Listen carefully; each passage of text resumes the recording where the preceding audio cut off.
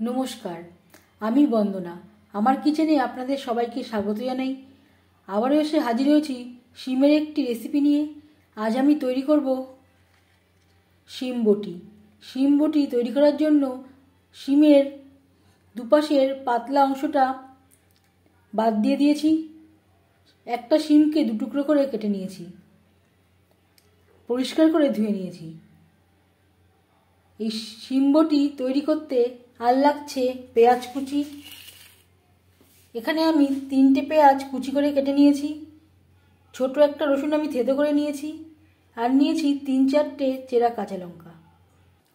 শিম বটি তৈরি করার জন্য কড়াইতে দিয়ে দিয়েছি 2 চামচ রিফাইন্ড অয়েল। আমি রান্নাটা রিফাইন্ড অয়েলে করছি, আপনারা চাইলে সরষের তেলেও করতে পারেন। এবার দিয়ে দেবো পেঁয়াজ কুচি।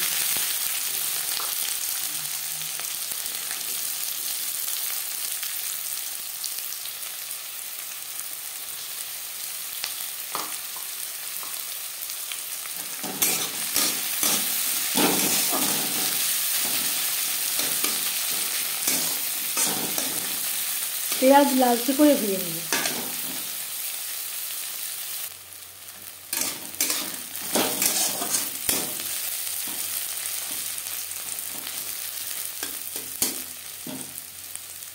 পেঁয়াজের কালারটা ভালো হওয়ার জন্য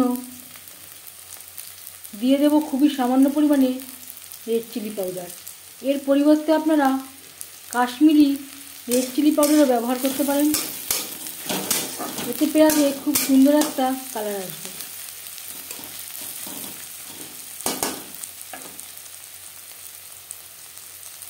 আর দিয়ে দিচ্ছি খুবই সামান্য পরিমাণে লবণ।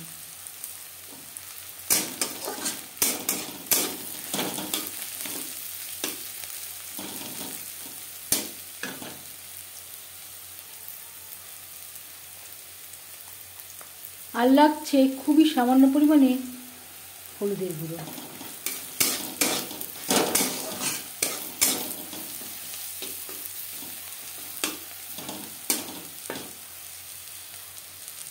পেঁয়াজ ভাজা হয়ে গেছে, পেঁয়াজে খুব সুন্দর একটা কালার চলে এসছে।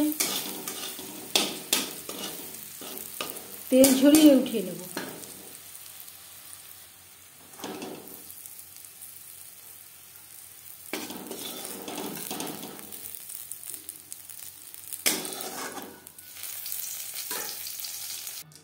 পেঁয়াজ ভেজে নেওয়া কড়াইতে আবারও তেল দিয়েছি। ফোড়নে দিয়ে দেব গোটা জিরে।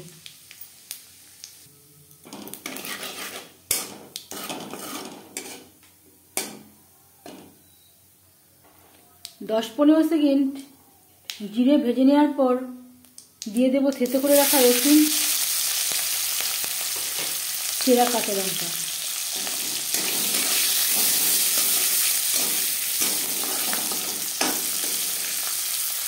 যে কোনো তরকারিতে রসুন যদি থেঁতো করে ব্যবহার করা হয়, রসুনের স্মেলটা খুবই ভালো আসে।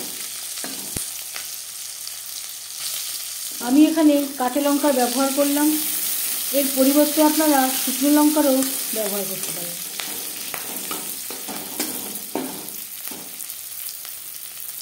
রসুন ভাজা হয়ে গেছে, রসুন থেকে স্মেল বেরোতে শুরু করে দিয়েছে। এই পর্যায়ে দিয়ে দেব টুকরো করে কেটে রাখা শিম।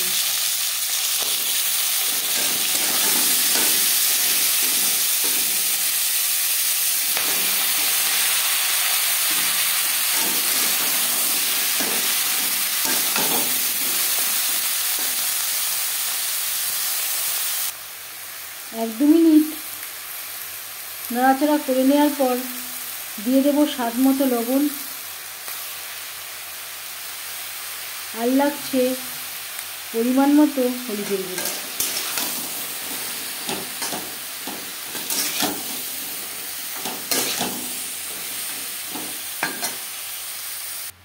আর লাগছে টমেটো।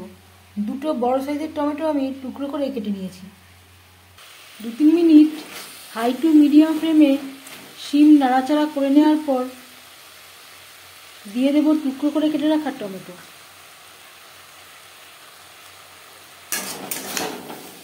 শিমের সাথে টমেটো বেশ ভালো করে মিক্স করে দেব।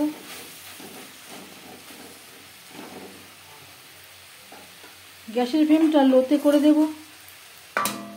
শিম সেদ্ধ হওয়া পর্যন্ত ঢেকে দেব। এতে আমি আর জলের ব্যবহার করব না। শিম থেকে যেই জলটা বেরোবে তাতেই শিম সেদ্ধ হয়ে যাবে।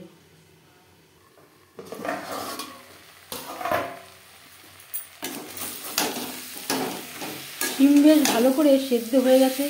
এর মাঝে আমি এক দুবার নাড়াচাড়া করে দিয়েছি।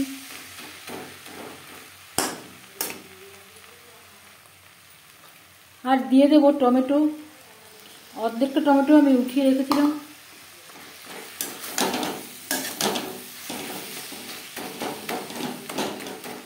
এইভাবে খুন্তির সাহায্যে শিম একটু ভেঙে দেব।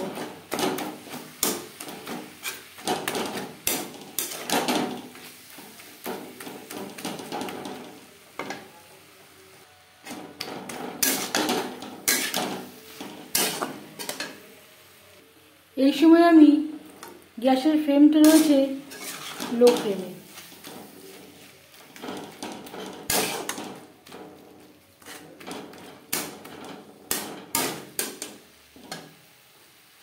যদি জলের প্রয়োজন হয় সামান্য পরিমাণে জল অ্যাড করতে পারেন, তবে বেশি জল অ্যাড করবেন না, তাহলে এর স্বাদটা ভালো হবে না।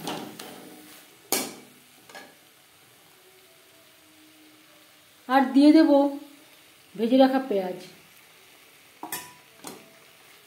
অর্ধেকটা মতো আমি ব্যবহার করলাম, অর্ধেকটা পরে ব্যবহার করলাম। ভাজা পেঁয়াজ শিমের সাথে বেশ ভালো করে মিক্স করে দেব।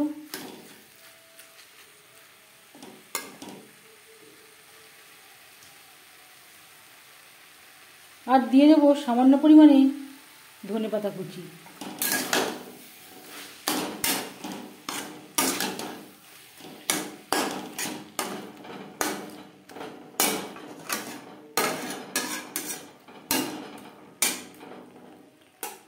এক দু মিনিট নাড়াচাড়া করে নেওয়ার পর গ্যাসের ফ্লেমটা অফ করে দেব আর ঢেকে দেব।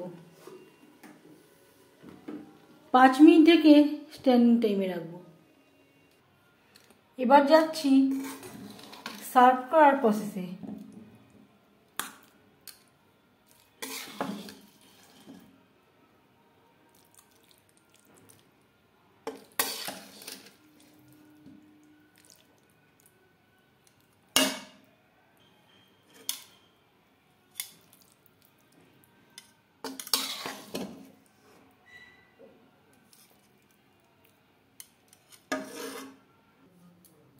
উপর থেকে ছড়িয়ে দেব ভাজা পেঁয়াজ, যেটা আমি উঠিয়ে রেখেছিলাম।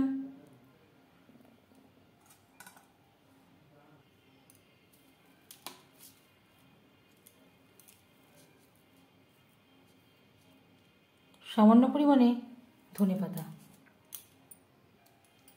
শিম বটি রেসিপিটি কেমন লাগলো অবশ্যই জানাবেন কমেন্টের মাধ্যমে। এই রেসিপিটি সার্ভ করতে পারেন গরম গরম ভাত ডালের সাথে বা রুটির সাথে। যদি এই রেসিপিটি ভালো লেগে থাকে লাইক করবেন, শেয়ার করবেন, সাবস্ক্রাইব করবেন আমার চ্যানেলটিকে।